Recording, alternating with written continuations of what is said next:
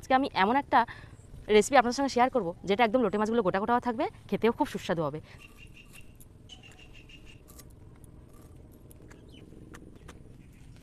এখানে আমি নিয়ে নিয়েছি কিছুটা পরিমাণ আটা, কিছুটা পরিমাণ লবণ, সামান্য হলুদ গুঁড়ো, লঙ্কা গুঁড়ো। প্রত্যেকটা মাছ এইভাবে সুন্দর করে করে মাখিয়ে নেব। ঠিক আছে, এবার আমি এগুলো দিয়ে দেবো।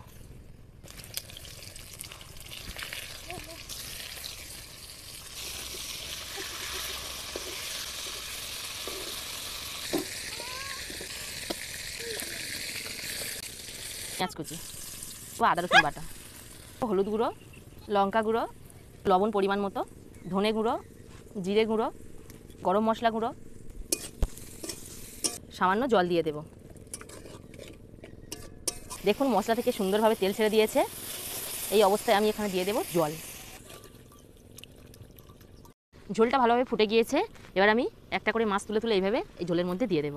দেখুন বন্ধুরা, একদম গোটা মাছ কিন্তু কড়াইয়ের মধ্যে দিচ্ছি, একটুও কিন্তু ভেঙে যায়নি, যেমন মাছ তেমনই রয়েছে।